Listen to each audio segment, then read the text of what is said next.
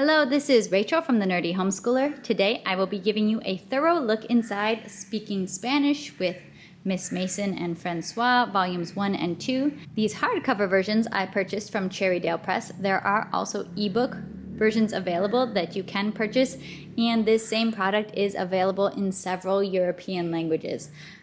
German and French, I believe, at least, and maybe another one or two. So the same premise is going to apply even if it's a different language that you're interested in learning. So I'm going to walk you through what to expect from this, how it's expected to be used, and chat about some pros and cons and observations on this resource for learning Spanish for homeschoolers. So this is based off of Charlotte Mason's recommendations for language learning, or inspired by those.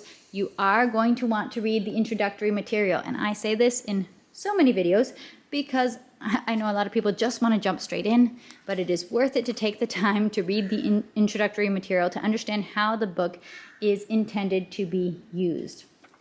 The fundamental concept of this program is that you are learning oral series, so a series of statements that follow upon each other, that are naturally consecutive to each other.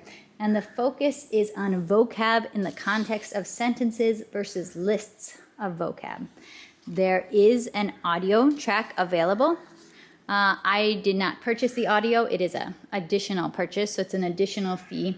So I did not purchase it because I don't need the audio, but if you don't read Spanish or you're not confident in Spanish pronunciation, you would definitely want to purchase the audio track in order to be able to use this and in order to have the correct pronunciation for these words. Okay, so how do you use this Speaking Spanish program? The recommendation for how to use this is that you begin with one series. So here's series 1. Begin by teaching your students the English series and identify the English verbs. So here the English verbs are take, open, and close. Then you move from the English verbs to the Spanish verbs. And a large part of this premise is that verbs are the key to building sentences, which that is incredibly true in language learning. You need to know your verbs and you need to be able to use your verbs. So there's a big focus on verbs. We're identifying the verbs in the English sentence and identifying the verbs in the Spanish sentence. Once we have those verbs down, then we move to, okay, here are our sentences. Here is our series. They also give you some variations. What else could I be taking, opening, and closing? Some other similar small items.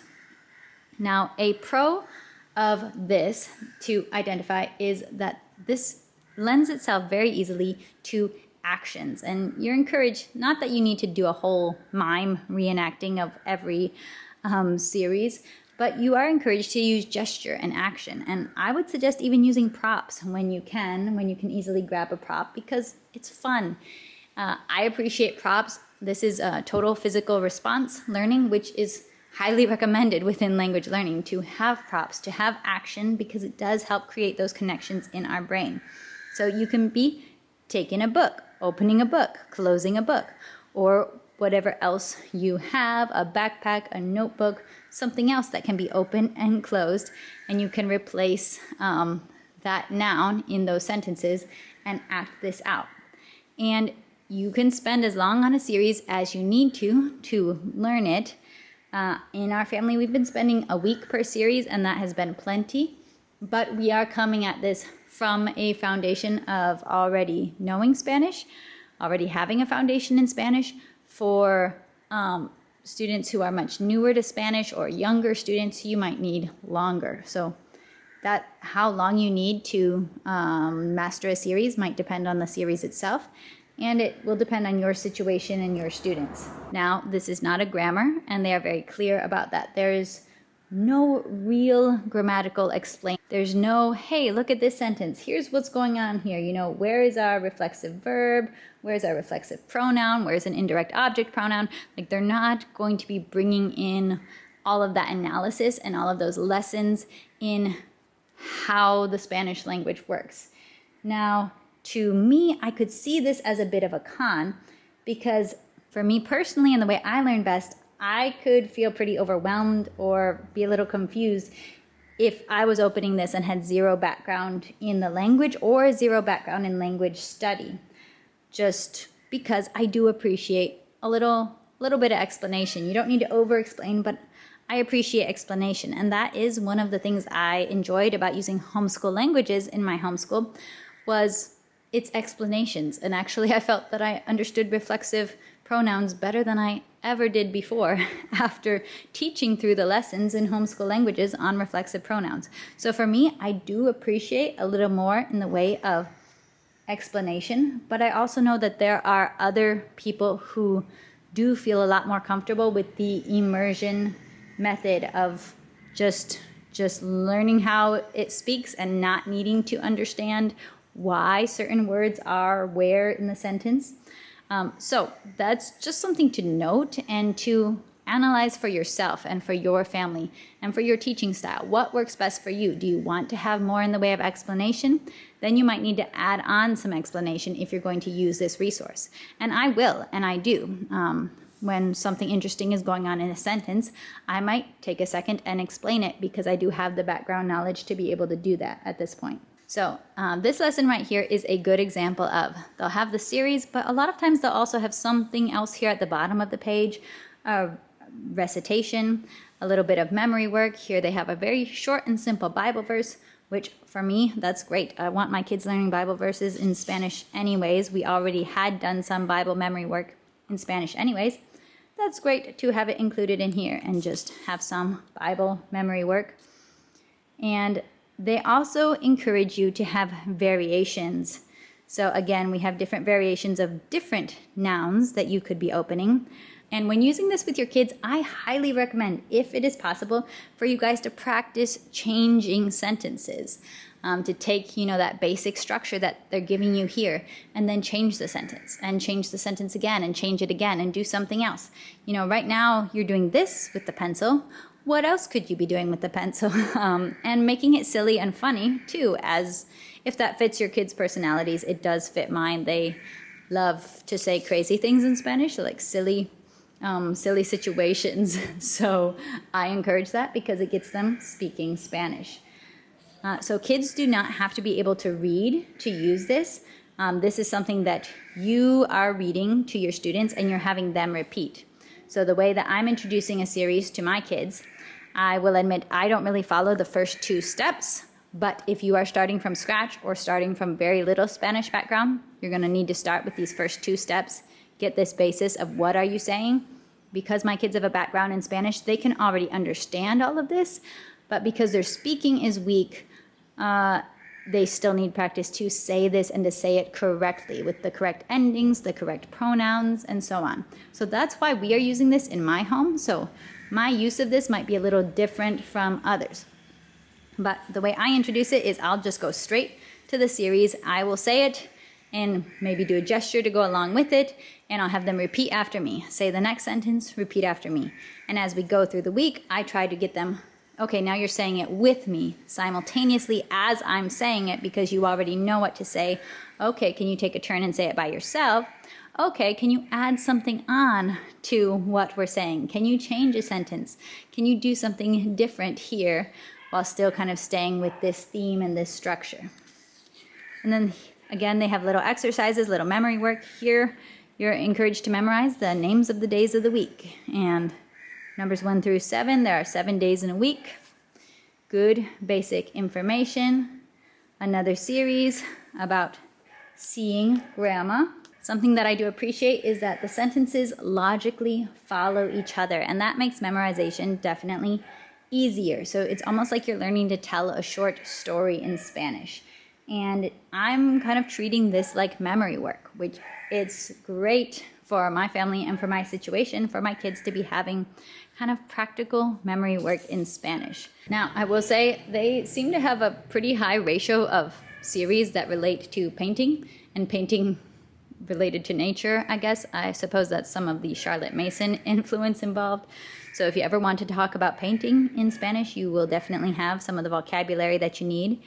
So we get this little painting series, but then we also get, maybe more of the typical vocabulary you're learning in Intro Spanish, like the seasons and how to describe the weather today. So this is more the content that you'll typically see in introductions to Spanish, and then this is it's a little bit different to have this little narration on myself making green.